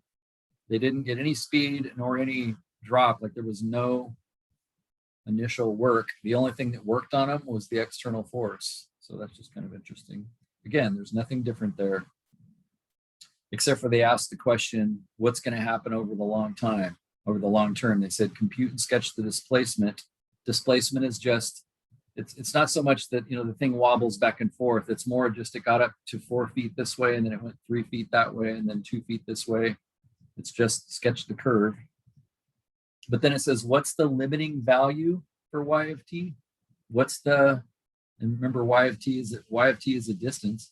What does that become as t gets really large? It's just asking you to look at the graph and look at what's happening way out there. And then 12a. This is also a good one because, wow, it looks like every single question had cosine for its external force. That's kind of interesting. I guess it's a good thing we did a cosine problem, isn't it? Because 12a also has a 2 kilogram mass and order put 2. I do need to say one thing about this, I guess, before we go.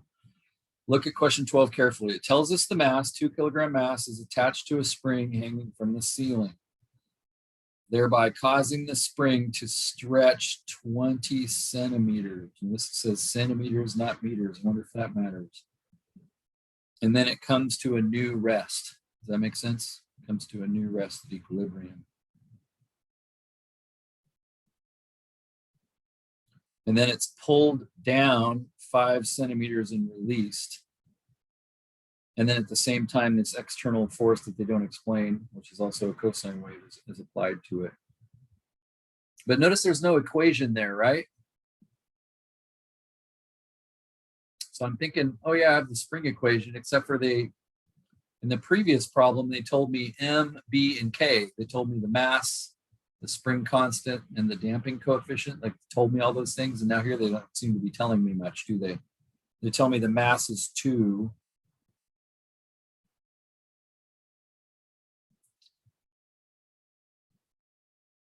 Is there a 12B, or it looks like 12 is just its own thing?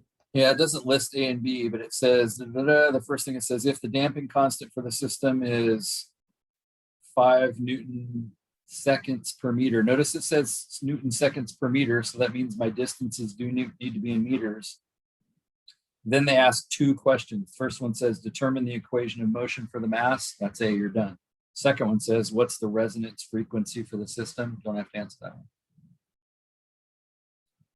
But actually what I show, if you understand what that's asking, I did show you how to answer that today. It just basically asks what's the frequency after it reaches resonance or its steady state, after it's way out there and it kind of establishes its pattern. You can answer the frequency out there by flipping the period upside down. You would be able to answer that, but you just don't have to. So they actually tell us the mass and they tell us K, but notice they didn't tell us the damping coefficient. I'm sorry, I said that backwards. They told us the damping coefficient is 5 and they told us the mass is 2, but they didn't tell us the spring constant. Doesn't that seem like there's no way to do this? So I want to share one really cool thing about this, and this also leads toward what tomorrow's project might look like. And then I'll shut up and we'll be done.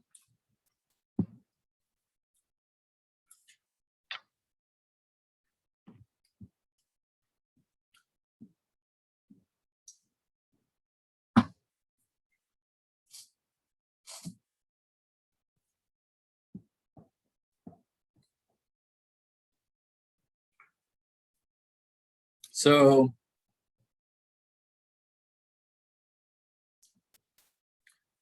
here's this spring hanging from the ceiling, they say. And the reason it's important it hangs from the ceiling is now gravity is going to act on it. Does that make sense? And so there's nothing, what do they say? It's attached to the ceiling. And you walk up here and you put this weight on it, and then it kind of does this.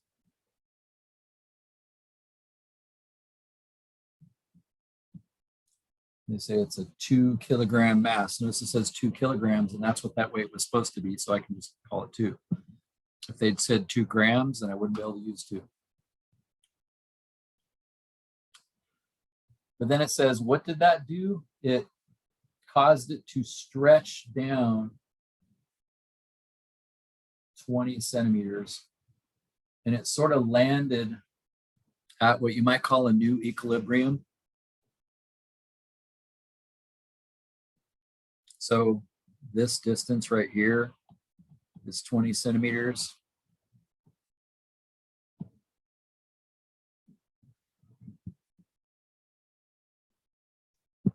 But it came to a stop, right? Does it make sense if you did that? Now, if you did it kind of hastily, does it make sense it would kind of bounce a little bit? But if you just kind of put the weight on there, you could kind of let go and it would just be sitting there. The question is, can you find K? I just want to give you, can you calculate K because of what they just told you? Given that this is centimeters 100, this is 0.2 meters. I think this is the one we have to use, right? K is in the stiffness of the spring. Yeah, like think about the spring equation. Isn't this the spring equation?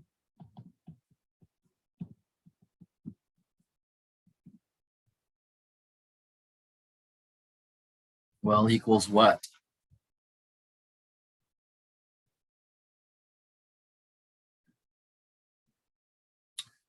What caused the what caused that spring to elongate? What force caused that spring to get longer when you put the weight on 9.8. it? Gravity on the little weight. Gravity, right? Gravity is what pulled it down. So is there an external force? Yes. You physics people, because I heard some things that were good. I heard 9.8 and stuff like that. You physics people, what's the force of gravity?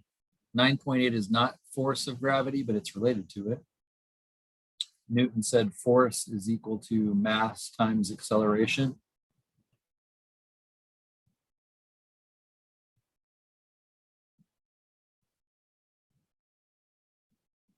We know our mass.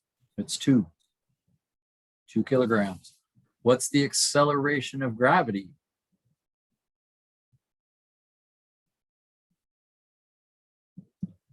The 9.81 meters per second squared. Exactly. That's the 9.81 meters per second squared. In other words, that's our external force here.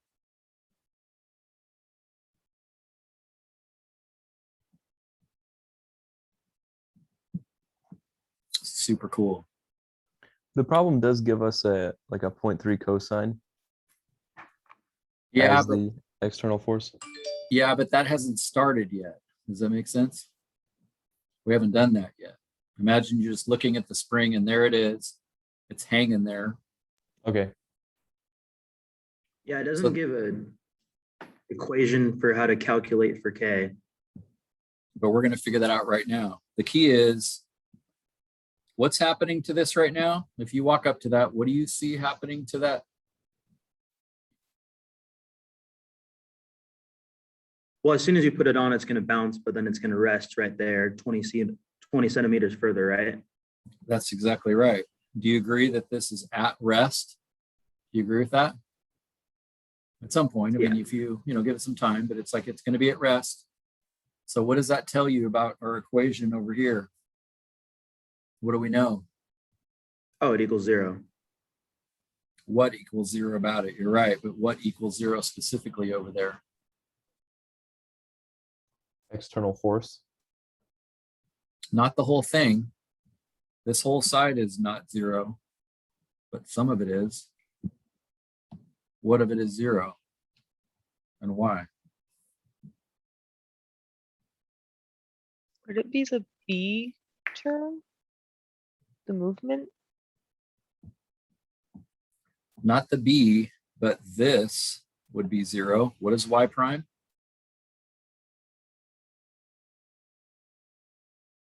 That's the acceleration, right? That's y double prime. It's the speed. That's the speed, but it isn't moving, right? It's not moving. Because we let it come to a rest and they were careful to tell us that in the problem because they're assuming we're good at physics, I guess.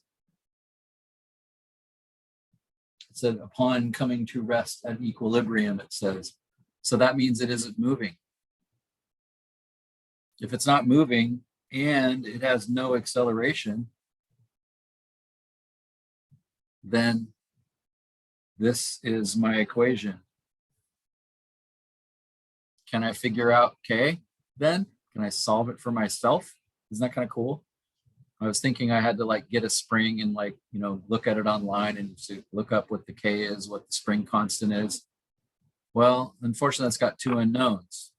Do we know? What do we know? Don't we know why?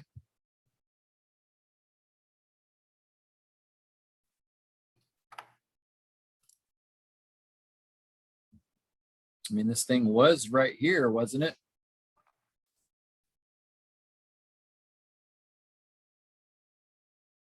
In other words, that was equilibrium without the weight. And then we put the weight on it and haven't we been saying the whole time that this is y? Like, isn't y the distance? Like, that's how far away it is from equilibrium. And they told us that. And couldn't you measure that yourself? Like if you were trying to model something, which is kind of what we're going to try to do tomorrow with the project a little bit. So you don't even need to know the starting point or that first resting point, really. Exactly. You just need That's to know right. the difference. Yeah, in other words, we don't even need to know what that is right there. We just need to know, oh, it was somewhere, and then when we put the weight on it, it went somewhere else. That's exactly right. It's just, it had no weight, then I hung something on it and it went down 20 centimeters. But again, I'm thinking we can't use y as 20, we've got to use y as 0.2 because, well, look at our units up here. This was meters per second squared. So I got to do meters. And so I'm thinking if I stick in y is 0.2 meters, then I'm going to be able to figure K out for myself. Isn't that kind of cool? So that's why they didn't tell us K and why they told us a bunch of stuff about what happened when I put a weight on it and so forth, which is kind of cool. But I think obviously if I didn't, and actually have all this stuff at school, but I just don't have it at home. Anywho, so they didn't tell you K, but you can figure it out for yourself. And now you know all the letters and then you can get it moving. So now that we know K and K is a constant, then you can come back and grab that pound weight and it says, what do? We displace it 5 centimeters below equilibrium. So we kind of pull it 5 centimeters more down this way and then we let go. And then at the same time, so that's kind of our initial position, we let go. And then at the same time, you turn on this cosine force. And then it's like, and now it's the same exact question again. Like, can you write, the equation that would model its position over time? Again, you have time to ask me that questions about that tomorrow. So it's not due. From like a physics standpoint, I don't think it really matters number wise, but that would be like a negative 0.2 meters, right? Yeah, it's a good question. You can, from a physics perspective, decide to call this direction positive and this direction negative. Or you can say, that's not how I roll. Up is positive, down is negative. So I'm going to call that 0.2 negative 0.2 and that 5 negative 5 and so forth. You're right to think about that. Earlier we said, this is the spring, and we went to the right because I didn't want gravity involved. And so we said this way was positive and this way was negative, but you got to decide that. So you're right. You need to think about that, but it actually doesn't matter. Just be consistent. If you want to call down positive, just so that your 5 is a 5 and you don't want to think of it as a negative, you can actually get away with that. That makes sense. Okay. It's a wonderful question. It's kind of nice if we can just look back to, was it physics 1 or whatever, and just say, oh, look, there's Hooke's law staring at us there. Very well said. If you've had physics, this is Hooke's law. Do you teach physics, Doug?